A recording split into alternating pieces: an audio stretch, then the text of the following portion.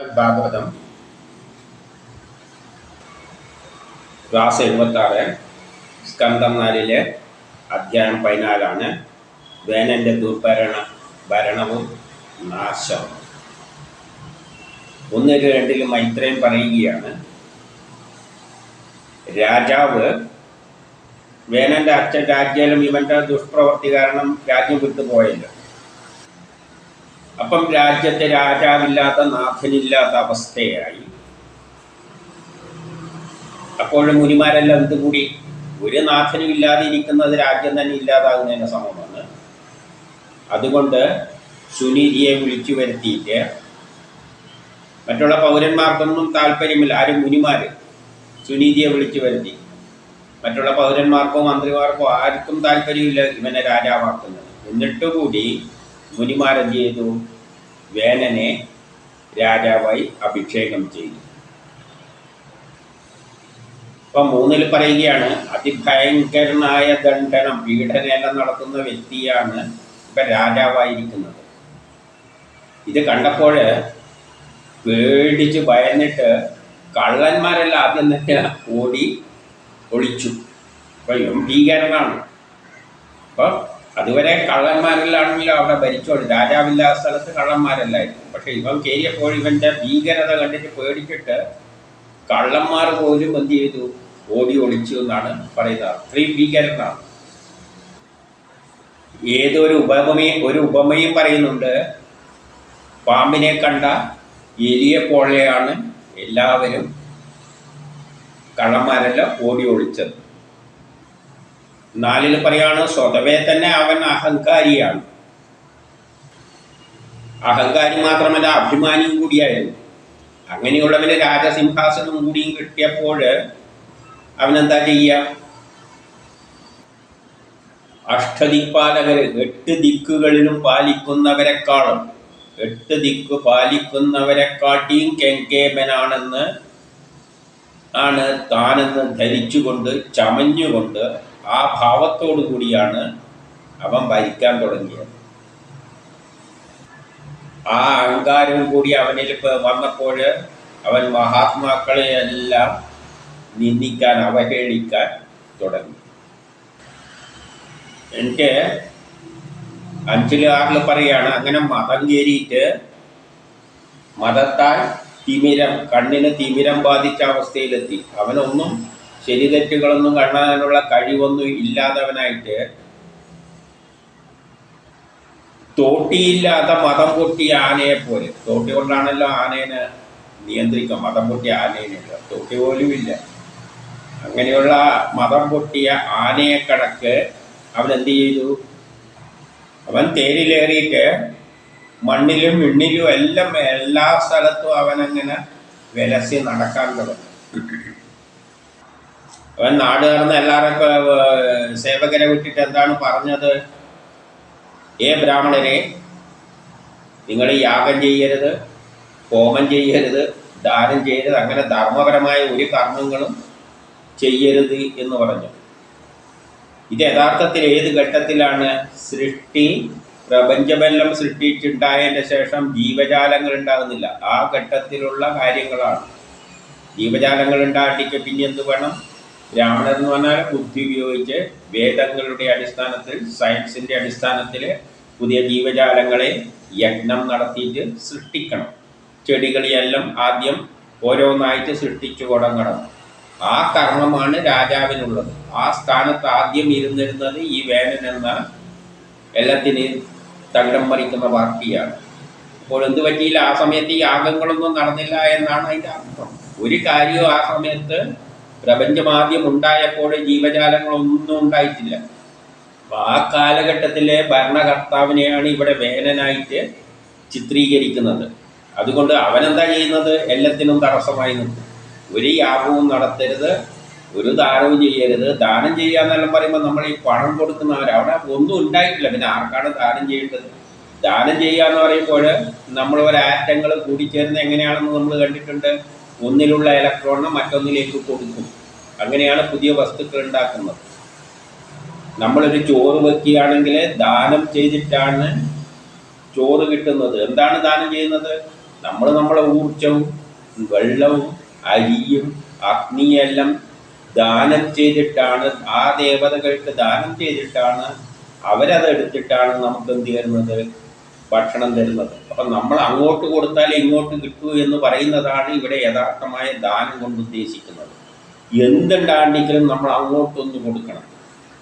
അതാണ് യഥാർത്ഥത്തിൽ ദാനം കൊണ്ട് മനസ്സിലാക്കുന്നത്. നമ്മളൊരു ചെടിയിൽ, പണ്ട് എനിക്ക് ഓർമ്മയുണ്ട്, ഒരു ചെടിയെല്ലാം നട്ട് കഴിഞ്ഞാൽ ഇപ്പം വെണ്ടയാണെങ്കിലും ആദ്യത്തെ വിത്ത് എടുക്കാൻ സമ്മതിക്കില്ല. അമ്മേൻ്റെ അമ്മയാണ്. അത് വിത്തിനുള്ളതാണ്, അത് ദാനം ചെയ്യാനുള്ളതാണ്. അത് ഭൂമിക്ക് ദാനം ചെയ്താലാണ് പുതിയ. അപ്പം നല്ലതെടുത്തിട്ട് മാറ്റി വെക്കും. തെങ്ങിലും തേങ്ങയെല്ലാം നല്ല പോലെ എന്തിനു വെക്കും, മാറ്റി വെക്കും. അത് ദാനം ചെയ്യണം, എങ്കിലേ നമുക്ക് കിട്ടുള്ളൂ. ഇതാണ് ദാനം കൊണ്ട് അർത്ഥമാക്കുന്നത്. നമ്മൾ ദാനം എന്ന് പറയുമ്പോൾ നമ്മളാർക്കും 10 പൈസ കൊടുക്കുന്ന ദാനം, അതല്ല ദാനം. ഏത് കർമ്മവും ദാനത്തിലൂടെയേ നടക്കും. ചോറുണ്ടാക്കണ്ടെങ്കിലും നമ്മൾ സാധനം അങ്ങോട്ട് കൊടുത്താലും, നമ്മളെ ശക്തി അങ്ങോട്ട് കൊടുത്താലേ ചോറ് കിട്ടും. അരിയെല്ലാം കൊടുക്കണം, എന്നാലേ ചോറ് കിട്ടും. അതാണ് ഇവിടെ അർത്ഥമാണ്. അപ്പം അങ്ങനെ ഒരു യാഗങ്ങളും ആ സമയത്ത് നടക്കുന്നില്ല. അതായത് ഒരു കർമ്മവും ആ സമയത്ത് നടക്കുന്നില്ല. ആ പ്രപഞ്ചം ഗോളങ്ങളെല്ലാം അങ്ങനെ ചുറ്റിക്കൊണ്ടിരിക്കുന്നുണ്ട്. 7 പറയുകയാണ്, ദുസ്വഭാവിയായ വേന രാജാവിൻ്റെ ഈ പ്രവർത്തികളെല്ലാം കണ്ടിട്ട് ലോക പുരോഗതി ഒന്നും നടക്കുന്നില്ല, ആകെ മുരടിച്ച് കിടക്കുകയാണ്. ആ അവസ്ഥയിൽ മുനിമാരെല്ലാം കൂടിയിരുന്ന് അവർ ആലോചിച്ചു. എന്നിട്ട് പറഞ്ഞു,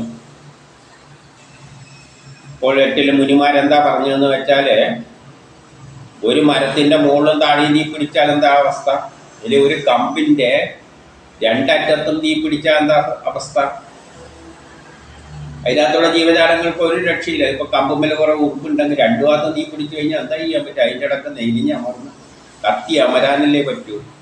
അതുപോലെ തന്നെ ഒരു ഭാഗത്ത് ജനത്തിൻ്റെ, ഒരു ഭാഗത്ത് ഈ രാജാവിൻ്റെ ദുഷ്പ്രവർത്തികൾ, മറുവശത്ത് കള്ളന്മാർ വിട്ടുപോയിട്ടുണ്ടെങ്കിലും തരം കിട്ടുമ്പോഴെല്ലാം കള്ളന്മാരും ഉപദ്രവിക്കുന്നുണ്ട്. ഇപ്പം 2 ഭാഗത്തും കിടന്നിട്ട് ജനങ്ങൾ എരിഞ്ഞ് അടങ്ങുക എന്നതിന് സമാനമായിട്ടാണ് ഉള്ളത്. ഇത് മുനിമാർ പറയുകയാണ് തമ്മിൽ. മുനിമാരെന്നിട്ട് പറയുകയാണ്, അരാജകത്വം മുഴുവൻ ഭയന്നിട്ടാണ് ഇവനെ പിടിച്ച് രാജാവാക്കി. ഇവന് രാജാവം കൊണ്ടായാലും അത്രയും അരാജകത്വം കുറയല്ലോ എന്നാണ് ഈ മുനിമാർ ചിന്തിച്ചത്. ഒരു രാജാവം കൊണ്ടായല്ലോ, അതുമില്ലെങ്കിൽ അവസ്ഥ ചിന്തിക്കാൻ പറ്റില്ല. അപ്പം അതുകൊണ്ട് ഇവനെ പിടിച്ചിട്ടേയാണ്, ഒന്നിനും കൊള്ളാത്തവനാണെങ്കിൽ. പക്ഷെ എന്താ ഇപ്പം സംഭവിച്ചത്? അതിനെക്കാട്ടിയും ഭീകരമായ അവസ്ഥയാണ് ഇപ്പോൾ ഉണ്ടായിരിക്കുന്നത്. എന്നിട്ട് അവർ സ്വയം പറയുകയാണ്, വിഷമുള്ള ഒരു പാമ്പിനെ നമ്മൾ എടുത്ത് വളർത്തിക്കഴിഞ്ഞാൽ എന്തായിരിക്കും? വലുതായിക്കഴിഞ്ഞാലും അതിനെ ഭയന്നേ പറ്റൂ, അത് ദോഷമേ ചെയ്യാൻ പോകുന്നുള്ളൂ. എത്ര പാല് കൊടുത്ത് വളർത്തിയാലും ആ അവസ്ഥയാണുള്ളത്. അതുപോലെയാണ് മുനിമാരെന്ന് പറയുന്നത്. സുനീതി, മൃത്യുവിൻ്റെ പുത്രിയായ സുനീതിയുടെ വയറ്റിൽ പിറന്ന ഇവനെ നമ്മൾ പോറ്റി വളർത്തുക. അതുപോലെ തന്നെ ഇവൻ എന്ത് ചെയ്തു കൊടുത്തു കഴിഞ്ഞാലും ഇവൻ ദോഷമായിട്ടേ തീരുകയുള്ളൂ. കാരണം എന്താ? അവൻ ജന്മനാ തന്നെ പരമദുഷ്ടനാണ്. എന്നിട്ട് പറയാണ് 11 ജനങ്ങളുടെ രക്ഷിതാവായിട്ടാണ് ഇവനെ നിയമിച്ചിരുന്നത്. ജനങ്ങളെ രക്ഷിക്കാൻ വേണ്ടിയിട്ടാണ് നമ്മൾ ഇവനെ അവരോധിച്ചത് രാജാവായിട്ട്. എന്നാൽ ഇവൻ ചെയ്യുന്ന എന്താണ്? ജനത്തെ മുഴുവൻ നശിപ്പിക്കാനാണ് ശ്രമിച്ചുകൊണ്ടിരിക്കുന്നത്. എന്നിരിക്കലും നമുക്കെന്ത് ചെയ്യാം, ഇവനെ ഒന്ന് പറഞ്ഞ് നന്നാക്കാൻ പറ്റുമോ എന്ന് നോക്കാമെന്ന് അവർ പറയുന്നു. അതുവഴി അവൻ്റെ കൊടും പാപം നമ്മളെ ബാധിക്കാതിരിക്കട്ടെ എന്നാണ് അവർ ചിന്തിക്കുന്നത്. 12 എന്താണ് പറയുന്നത് നോക്കാം.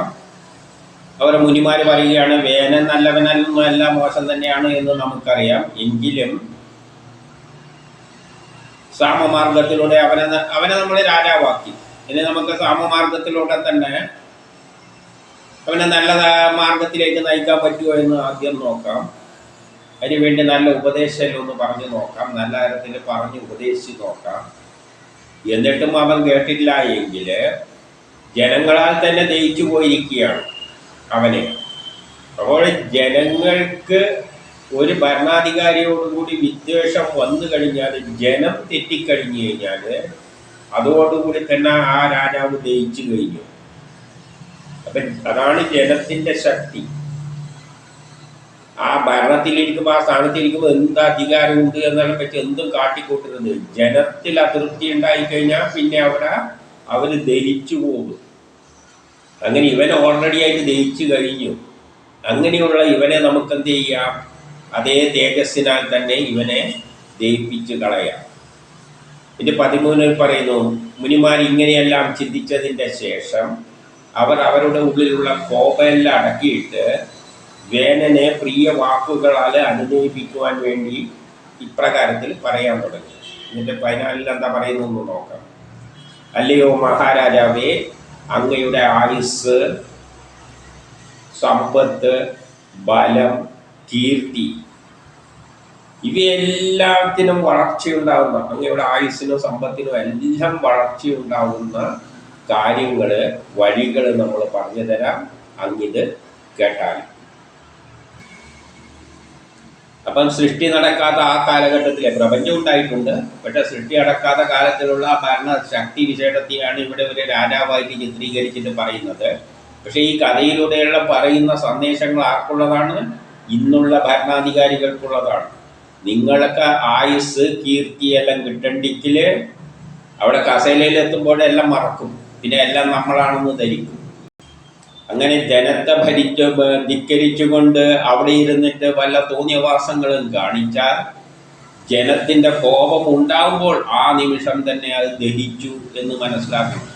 അങ്ങനെയുള്ളവരുടെ ആയുസ്, കീർത്തി, സമ്പത്ത്, ബലം ഇതെല്ലാം നിങ്ങളുടെ ബലവും, ആ ഭരണത്തിലിരിക്കുന്നവരുടെ ബലവും സമ്പത്തും ആയുസ്സും എല്ലാം ജനങ്ങളുടെ കയ്യിലാണ് നിൽക്കുന്നത്. അത് വർദ്ധിക്കുവാനുള്ള വഴി നമ്മൾ പറഞ്ഞു തരാമെന്ന് പറഞ്ഞ് ഉപദേശിക്കുകയാണ്. ഈ ഉപദേശിക്കുന്ന അന്നൊരു രാജാവൊന്നുമില്ല. അവരുടെ ശക്തിവിശേഷത്തെ ഒന്നുമുണ്ടാകാതെ ആ കാലഘട്ടത്തിലെ ശക്തിയെയാണ് രാജാവായി ചിത്രീകരിച്ച് ആ രാജാവിലൂടെ ഇപ്പോഴത്തെ ഭരണാധികാരികൾക്കാണ് ഇത് പറഞ്ഞു കൊടുക്കുന്നത്. പിന്നെ 15 പറയുകയാണ്, അങ്ങനെയുള്ള ഭരണാധികാരി വാക്ക്, മനസ്സ്, ശരീരം, ബുദ്ധി, അവൻ്റെ വാക്കും അവൻ്റെ മനസ്സും അവൻ്റെ ശാരീരികമായ പ്രവർത്തനങ്ങളും അവൻ്റെ ബുദ്ധിയെല്ലാം ധർമ്മത്തിനനുസരിച്ച് നീങ്ങിയാൽ ശോകബാധയില്ലാതെ ഒരു ലോകമുണ്ടാകും. അപ്പം ഭരണാധികാരികൾ അവരുടെ ബുദ്ധി, ശരീരവും മനസ്സും ഇതെല്ലാം ധർമ്മത്തിൻ്റെ മാർഗത്തിൽ സഞ്ചരിച്ചാൽ ആ ലോകത്തിൽ എന്തുണ്ടാവും? സമൃദ്ധി ഉണ്ടാകും, ഒരു ബാധയും ഏൽക്കില്ല.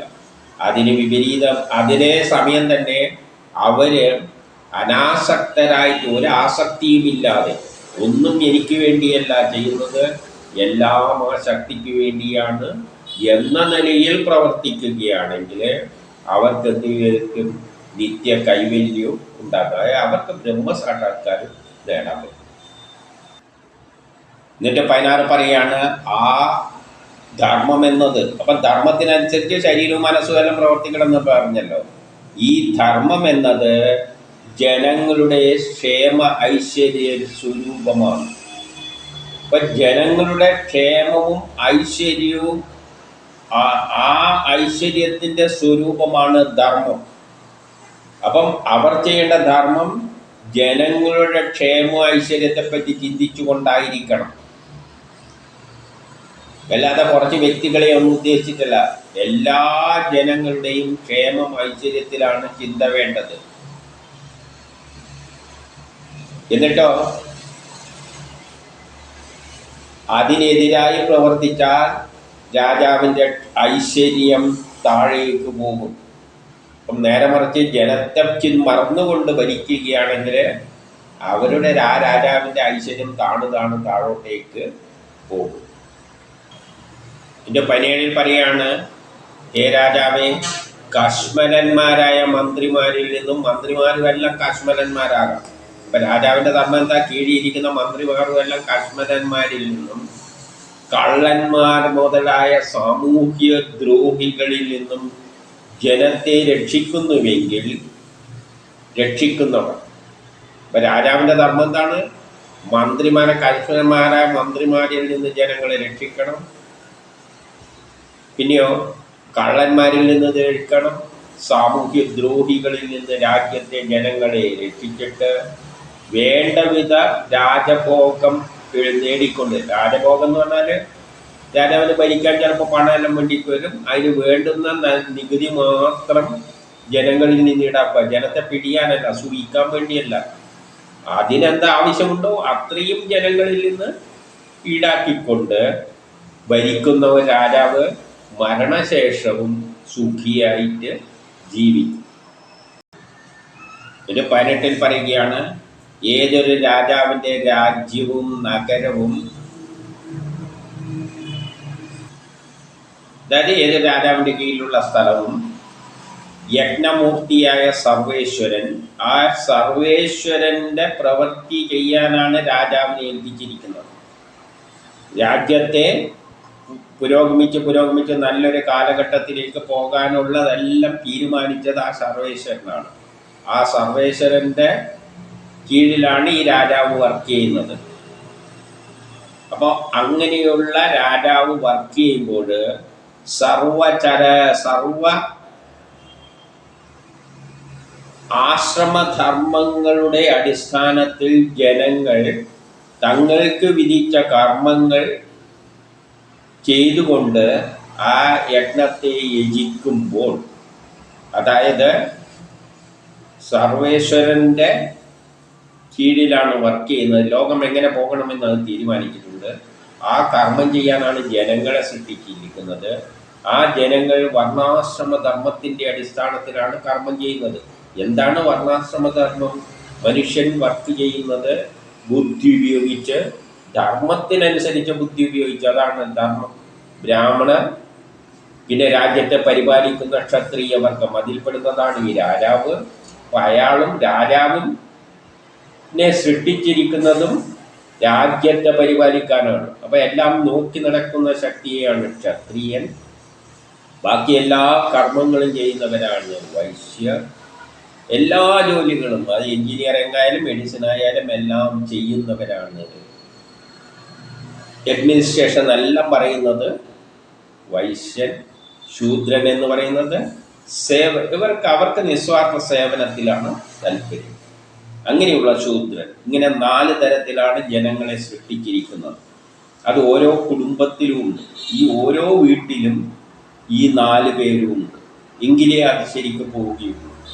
ബുദ്ധി ഉപയോഗിച്ച് കർമ്മം ചെയ്യേണ്ടവർ, അതിനെ ആ വീടിനെയെല്ലാം നിയന്ത്രിച്ചു കൊണ്ടുപോകേണ്ടവർ, പിന്നെ അവിടെയുള്ള എല്ലാ കർമ്മങ്ങളും ചെയ്യുന്ന വിഭാഗം.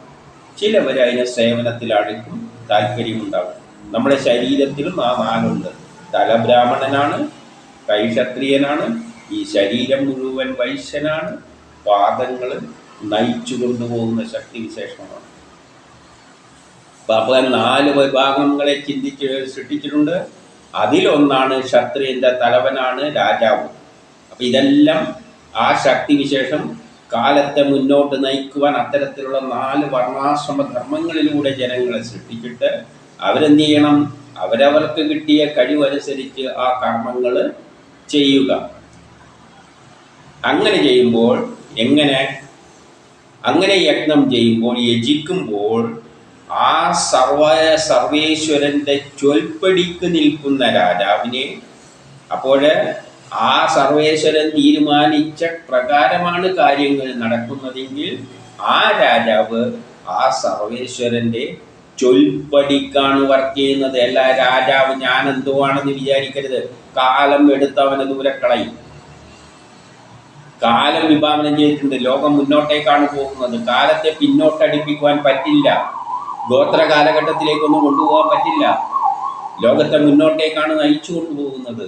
ആ പോക്കിനനുസരിച്ച് രാജാവ് നിന്നുകൊടുത്താൽ, ആ ശക്തിക്കൂടെ ചൊൽപ്പടിക്ക് നിന്ന് കൊടുത്താൽ ആ രാജാവിൻ്റെ നേരെ ആ ശക്തിക്ക്, ആ സർവേശ്വരൻ നിന്നുണ്ടാവും സന്തോഷം ഉണ്ടാകും. എന്നിട്ട് 20 പറയുകയാണ്, സർവലോകങ്ങളുടെയും അധിപനായ ആ നിന്തിരുവടി എങ്ങനെ രാജാവിൻ്റെ നേരെ സന്തോഷിച്ചാൽ പിന്നെ ആ ലോകത്തിന് നേടാൻ പറ്റാത്തതായിട്ട് ഒന്നുമില്ല. അങ്ങനെയുള്ള അവസരത്തിൽ ആ ലോകത്തിലെ ജനങ്ങളെല്ലാം തന്നെ അവരുടെ എല്ലാം സേവനം ആ രാജാവിന് നൽകും. ആ രാജ്യവും രാജ്യത്തിലെ ജനങ്ങളും എല്ലാം ഒരൊറ്റ മനസ്സായിട്ട് മുന്നോട്ടേക്ക് പോകും. അങ്ങനെ വരുമ്പോൾ അവിടെ അവർക്ക് നേടാൻ പറ്റാത്തതായിട്ട് ഒന്നും ഈ ലോകത്തിൽ ഇല്ല. ഇനി 21 പറയുകയാണ്, രാജാവെ എന്ന് വിളിച്ചിട്ട് പറയുകയാണ്, അങ്ങയുടെ അഭ്യുദയത്തിന് വേണ്ടിയിട്ട്, അതായത് അങ്ങയുടെ നന്മയ്ക്ക് വേണ്ടിയിട്ട് സർവ്വലോകത്തിൻ്റെയും സർവ്വദേവതകളുടെയും സർവ്വയജ്ഞങ്ങളുടെയും, അതായത് ഈ ലോകങ്ങളെ മുഴുവൻ നയിക്കുന്ന എല്ലാ ദേവതകളെയും നിയന്ത്രിക്കുന്ന ഇവിടെ നടക്കുന്ന എല്ലാ കർമ്മങ്ങളുടെയും അധിപനായ, അതേസമയം വേദസ്വരൂപനായ, ഇതിൻ്റെ അടിസ്ഥാനത്തിലാണ്, സയൻസിൻ്റെ അടിസ്ഥാനത്തിലാണ് ഈ സൃഷ്ടിക്രമം രചിച്ചിരിക്കുന്നത്. അപ്പോൾ ആ വേദസ്വരൂപനാണ്, ശാസ്ത്രസ്വരൂപനാണ്, ദ്രവ്യസ്വരൂപനാണ്. ഈ ദ്രവ്യമായിട്ട് മാറിയിട്ട് സയൻസിലൂടെയും ദ്രവ്യങ്ങളായി മാറിയിട്ട് ആ ദ്രവ്യങ്ങളുടെയും എല്ലാമാണ് ഇവിടെ എല്ലാ യജ്ഞങ്ങളും നടക്കുന്നത്. തപസ്വരൂപൻ, ഏതിലൂടെയാണ് യജ്ഞങ്ങളെല്ലാം നടക്കുന്നത്? ഊർജത്തിൻ്റെ സഹായത്താൽ. അങ്ങനെയുള്ള ആ ശക്തിയെ എല്ലാ പ്രകാരത്തിലും ഈ ലോകത്തിലെ ജീവജാലങ്ങളെല്ലാം അദ്ദേഹത്തിനായി സേവനമനുഷ്ഠിക്കുകയാണ്. അങ്ങനെയുള്ള ജനങ്ങളെ അങ്ങേർക്ക് വേണ്ടിയാണ് ഈ ലോകത്തിലെ എല്ലാ പ്രജകളെല്ലാം വർക്ക് ചെയ്യുന്നത്. ആ പ്രജകളോടൊത്തുകൂടി അവരോട് എന്ത് ചെയ്യണം? അവരെ പ്രവർത്തനങ്ങൾക്ക് സപ്പോർട്ടീവായിട്ട് നിൽക്കണം. ഇനി 22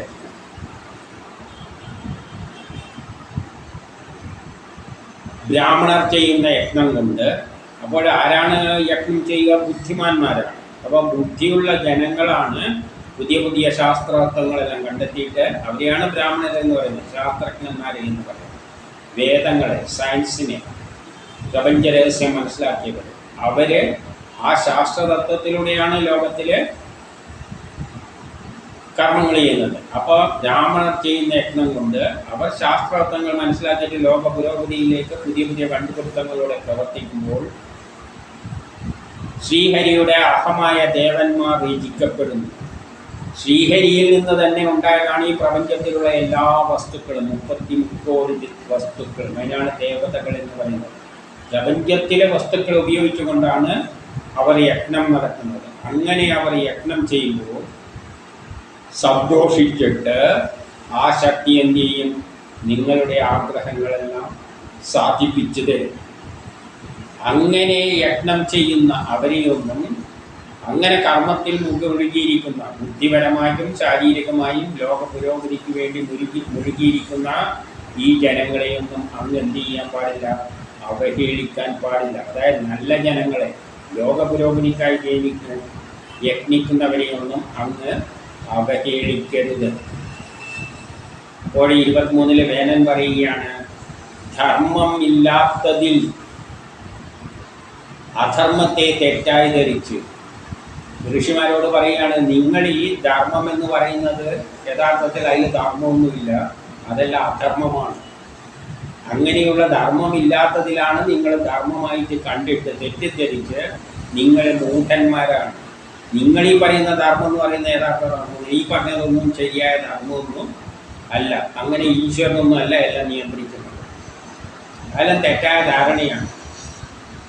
നിങ്ങൾ ഭർത്താവിനെ വിട്ട് ജാരപുരുഷനെ സേവിക്കുന്നതിൻ്റെ സമാനമാണ്. നിങ്ങൾ ആരെയാണെന്ന് വെച്ചാൽ, നിങ്ങൾ ഭർത്താക്കന്മാരെ ഒഴിവാക്കിയിട്ട് ജാരനായ പുരുഷനെ പ്രാപിക്കുന്ന സ്ത്രീക്ക് തുല്യമാണ് എന്ന് പറയുകയാണ്. ഇവിടെ ജാരനായ ഭർത്താവ് എന്ന് പറയുന്നത് ആരാണ്? രാജാവാണ്. ഇവിടെ ജാരനായിട്ട് പുരുഷൻ എന്ന് പറയുന്നത് ഈശ്വരനാണ്. ഇവരെ വീക്ഷണത്തിൽ യഥാർത്ഥ ഭർത്താവ് എന്ന് പറയുന്നത് ആരാണ്? രാജാവാണ്. ജാരനാണ് ആര്? ഈശ്വരൻ.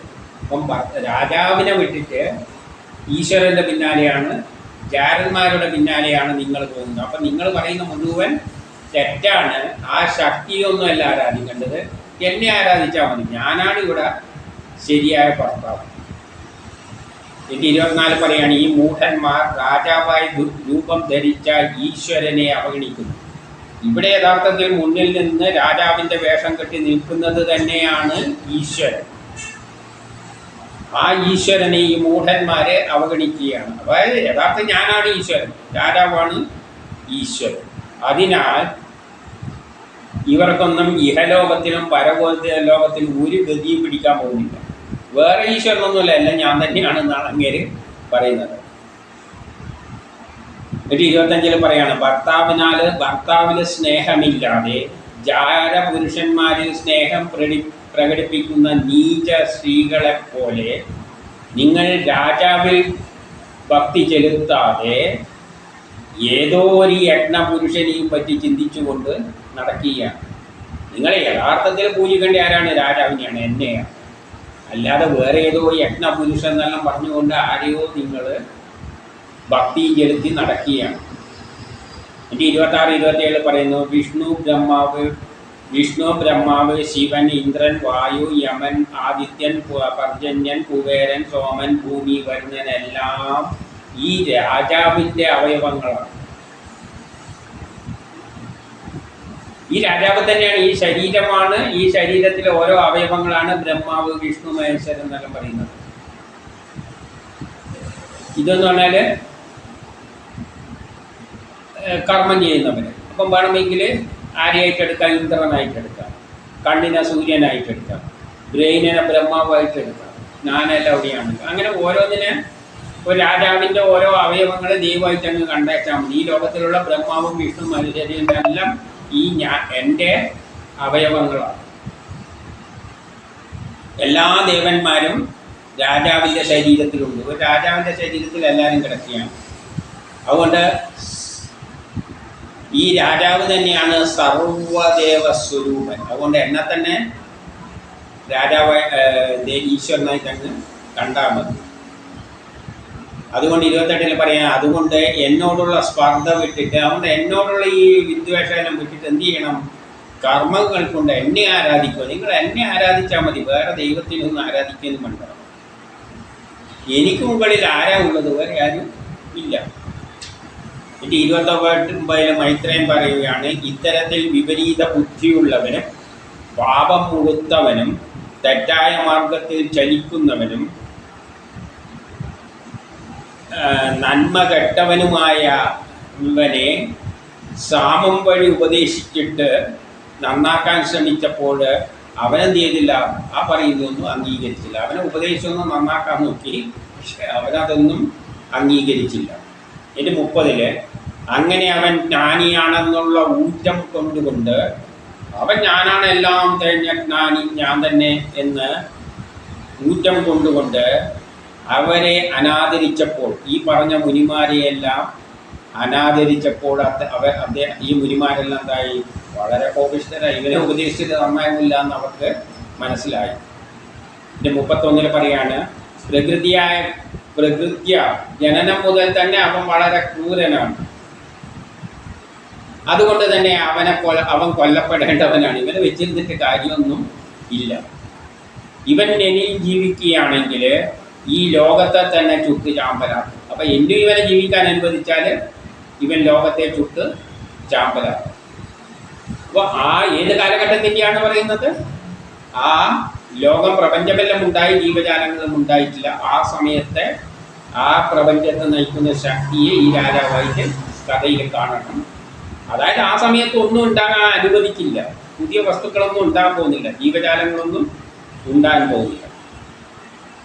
32 പറയാണ്, അതിലൂടെ ആ കഥയിലൂടെ ഇന്നത്തെ രാജാവിൻ്റെ രാജാവ് എങ്ങനെ ഭരിക്കണം, ഭരിച്ചില്ലെങ്കിൽ എന്താ സംഭവിക്കുക, ദുഷ്ടനായ എന്താ സംഭവിക്കുക എന്നുള്ള കാര്യങ്ങളെല്ലാം പറയുന്നത്. ഈ 32 പറയാണ്, ഈ ദുർവൃത്തനായ ഇവൻ ഈ സിംഹാസനത്തിലിരിക്കാൻ അർഹനല്ല. ഇവൻ യജ്ഞങ്ങളുടെ ദേവനെ അധിക്ഷേപിക്കുകയാണ്. ഇവൻ ചെയ്യുന്നത് എന്താണ്? ഈ യജ്ഞങ്ങൾക്കെല്ലാം പിന്നിൽ പ്രവർത്തിക്കുന്ന ഒരു ശക്തിയുണ്ട്, ആ ശക്തിയെ അധിക്ഷേപിക്കുകയാണ്.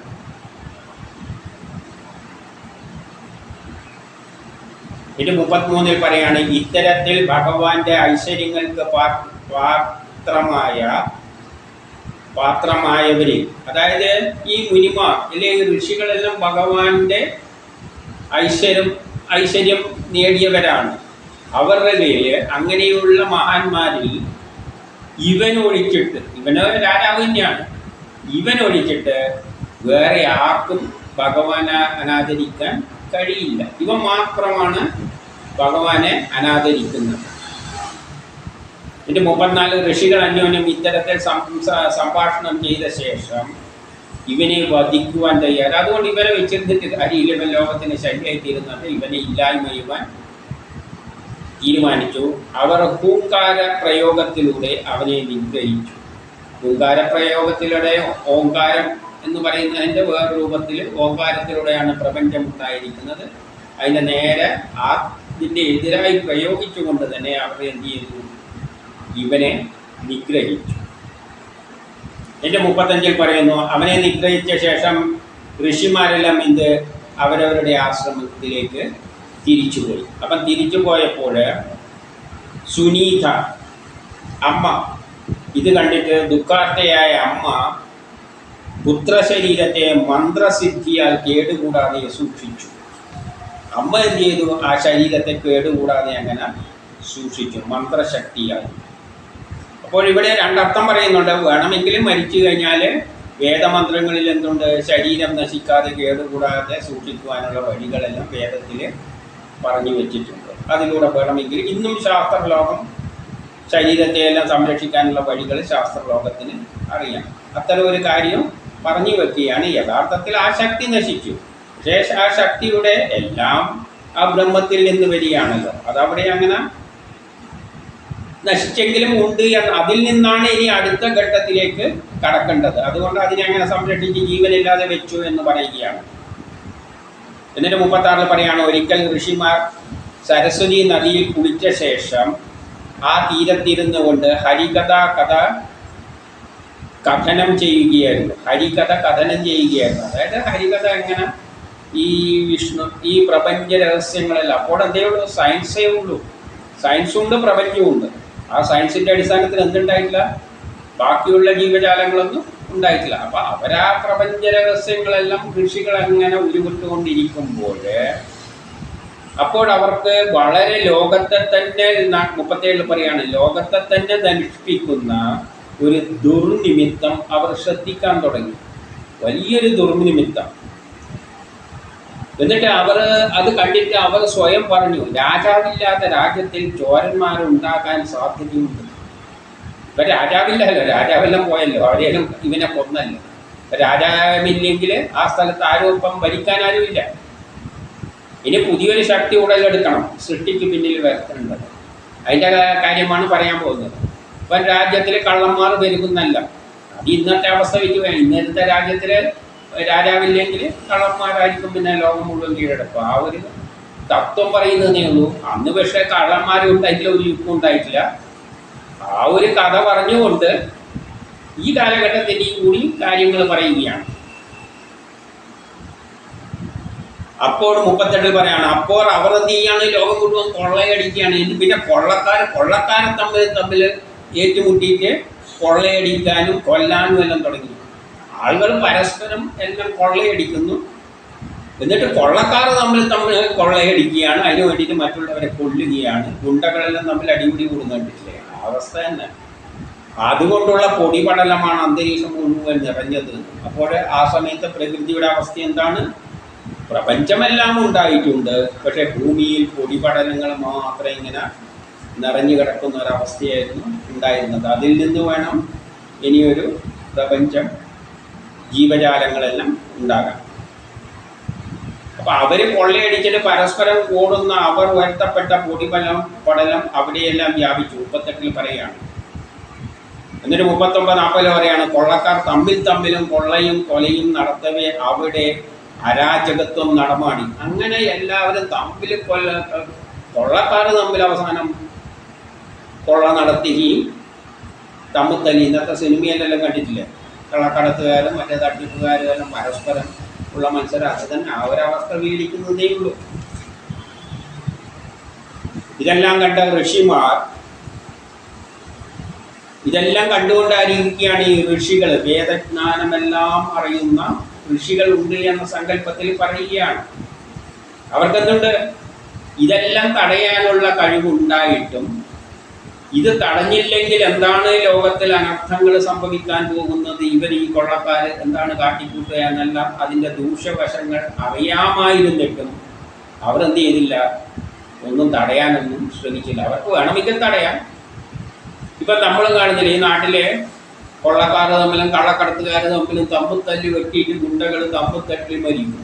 പക്ഷേ ഭൂരിപക്ഷം വരുന്ന സാധാരണ ജനം പറയും, എന്തോ അമ്മമാരായിട്ട് നമ്മളെന്തിന് ഈ ഒരു ശൈലി ഉണ്ട് എന്ന് പറയാൻ വേണ്ടി തന്നെ ഇവരെല്ലാം വിചാരിച്ചു കഴിഞ്ഞാൽ, ജനം വിചാരിച്ചു കഴിഞ്ഞാൽ ഇവരെല്ലാം ഒതുക്കാൻ പറ്റും. പക്ഷെ ആരും എന്ത് ചെയ്യില്ല, വിചാരിക്കില്ല. അതുപോലെ ഈ ഋഷികൾക്കും ഇവരെല്ലാം ഒതുക്കാനെല്ലാം അറിയാം, ഒതുക്കിയിലേക്ക് നടക്കാൻ പോകുന്ന സംഭവം എന്താണെന്നും അറിയാം. പക്ഷെ എന്നിട്ടും അവരൊന്നും അത് കണ്ടിട്ട് അവരൊന്നും ചെയ്തില്ല. എന്നിട്ട് അതിനൊരു കാരണം പറയാണ്, ബ്രാഹ്മണർ സമദർശികളാണ്. അപ്പൊ ഇവരെല്ലാം ഋഷികളെല്ലാം വേദങ്ങളിൽ ജ്ഞാനം തികഞ്ഞവരാണ്. വേദജ്ഞാനം അങ്ങ് തികയുമ്പോഴുള്ള കുഴപ്പം എന്താണ്? എല്ലാം ബ്രഹ്മമാണ്. ഈ വെട്ടുന്നവനും ബ്രഹ്മമാണ്, കൊള്ളുന്നവനും ബ്രഹ്മമാണ്, ഈ ജനങ്ങളും ബ്രഹ്മമാണ്, എല്ലാം ബ്രഹ്മമാണ്. എല്ലാം ബ്രഹ്മം തമ്മിൽ അടികൂടി കൂടുതൽ പിന്നെ എന്തെന്നാ തലയിടാനുണ്ട്? അത് സമദർശികളാണ്. അപ്പോൾ നമ്മൾ ബ്രഹ്മസാക്ഷാത്കാരം നേടിയിട്ട് ഒരു മനുഷ്യനായി എന്ന് വെച്ചോളൂ. അപ്പോൾ കള്ളന്മാർ വല്ലവരെയും കൊള്ളയടിക്കുമ്പോൾ നമ്മൾ വിചാരിക്കുക കള്ളനും ബ്രഹ്മമാണ്, കൊള്ളയടിക്കുന്നതിനും ബ്രഹ്മമാണ്, ചൂഷണം ചെയ്യുന്നവരും ബ്രഹ്മമാണ്, ബലാത്കാരം ചെയ്താൽ അത് ഒരു ബ്രഹ്മം വേറൊരു ബ്രഹ്മത്തെ ബലാത്കാരം ചെയ്യുകയാണ്, സ്ത്രീകളെ ചെയ്യുകയാണെങ്കിൽ. ഇങ്ങനെ ചിന്തിക്കാൻ തുടങ്ങിക്കഴിഞ്ഞാൽ എന്താ പറ്റുക? അതുകൊണ്ട് എന്തു പറയാണ്, അതിലെ കാര്യശരി തന്നെ ബ്രാഹ്മണരെല്ലാം സമദർശികളാണെങ്കിലും ദീനജനങ്ങളുടെ കഷ്ടതകൾ കണ്ടുകൊണ്ട് അതിനെതിരെ പ്രതികരിച്ചില്ലെങ്കിൽ, അപ്പം എല്ലാവരും ബ്രാഹ്മണൻ എന്ന് പറഞ്ഞാൽ എല്ലാത്തിലും ബ്രഹ്മത്തെ ദർശിക്കണം. വേദത്തിൻ്റെ ഏറ്റവും ശ്രേഷ്ഠമായ വഴി എല്ലാത്തിലും ബ്രഹ്മത്തെ ദർശിക്കുക.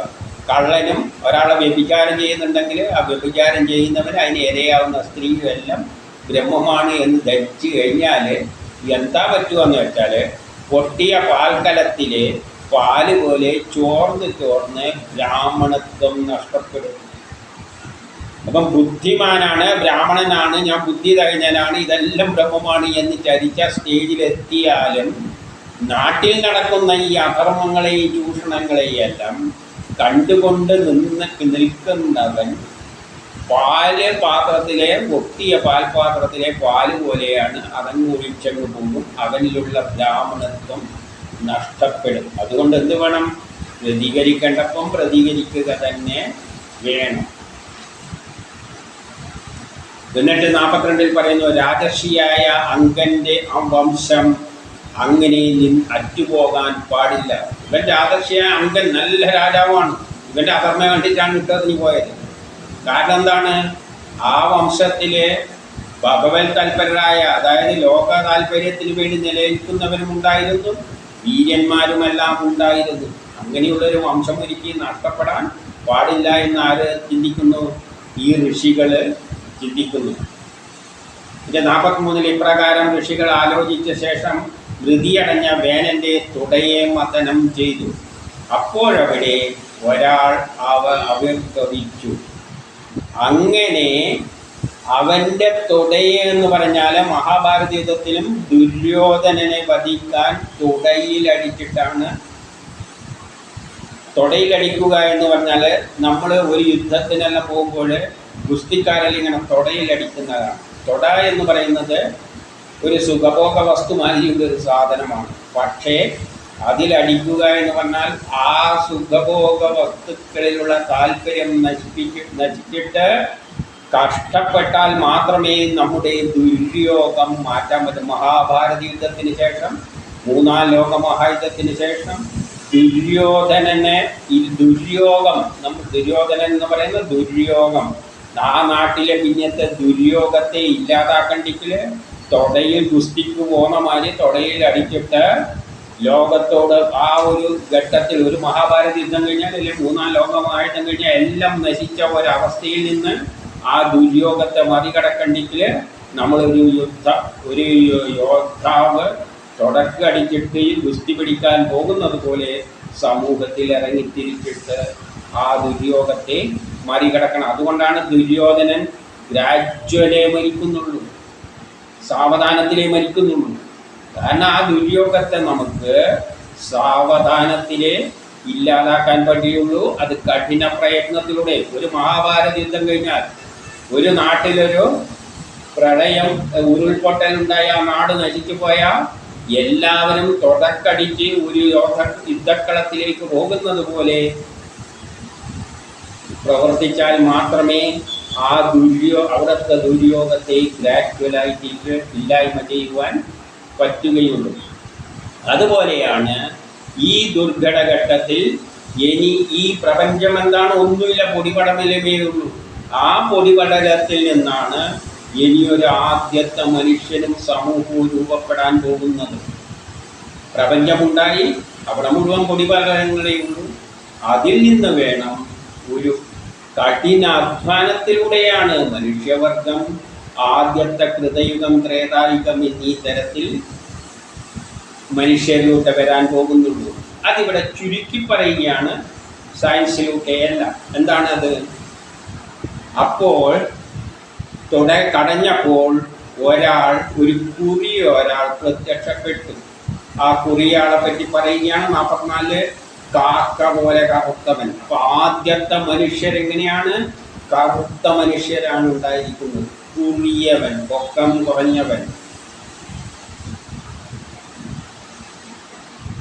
ഉണ്ടൻ കൈകളെല്ലാം ഭയങ്കര ബലിഷ്ഠമാണ്. കുറിയ കാലെല്ലാം കുറിയതാണ്. പതിഞ്ഞ മൂക്കാണ്, ചെങ്കണ്ണാണ്, ചമ്പൽ മുടിയായിട്ടെല്ലാം ഉള്ള ഒരു കുറിയ മനുഷ്യരാണ് ആദ്യമുള്ളത്. അത് കൃതയുഗത്തിലെയാണ്. 45 ആ കറുത്തിരുണ്ട ജീവി അതിൽ ദയനീയമായി വന്നിട്ട് ചോദിച്ചു, ഞാനെന്താണ് ചെയ്യേണ്ടത് എന്ന്. ഈ ഋഷിമാരോട് ചോദിച്ചു, ഞാനെന്താണ് ചെയ്യേണ്ടത്? ഋഷിമാർ എന്ന് പറയുന്നത് വേദങ്ങൾ കൈകാര്യം ചെയ്യുന്നവരാണ്. അപ്പോൾ അന്ന് ഋഷികൾ എന്നൊരു കക്ഷിയൊന്നും അവിടെ ഇല്ല. ആകെയുള്ളത് ഒരു ജ്ഞാനമേ ഉള്ളൂ. വേദത്തിലൂടെയാണ് ആദ്യത്തെ മനുഷ്യര് സയൻസിന്റെ അടിസ്ഥാനത്തിൽ ഉണ്ടാകുന്നത്. ആ മനുഷ്യരാകട്ടെ കറുത്തിരുണ്ട മനുഷ്യരായിരുന്നു. പക്ഷേ പല ഇഷ്ടമായ കൈകളായിരുന്നു, നല്ല ആരോഗ്യമുള്ള കറുത്തിരുണ്ട ജീവികൾ. പക്ഷേ ദീനതയോടെയാണ് ചോദിക്കുന്നത്, ഞാൻ എന്താ ചെയ്യേണ്ടത്? കാരണം ഭൂമിയിൽ ആദ്യമുണ്ടായ മനുഷ്യരുടെ ഗതികേട് എന്താണ് എന്ന് ചിന്തിച്ചു നോക്കിയാൽ മതി. മണ്ണിൽ നിന്ന് പൊടിപടലങ്ങളിൽ നിന്നാണ് വന്നിരിക്കുന്നത്. എന്നിട്ടോ അപ്പോൾ ഋഷികൾ പറഞ്ഞു,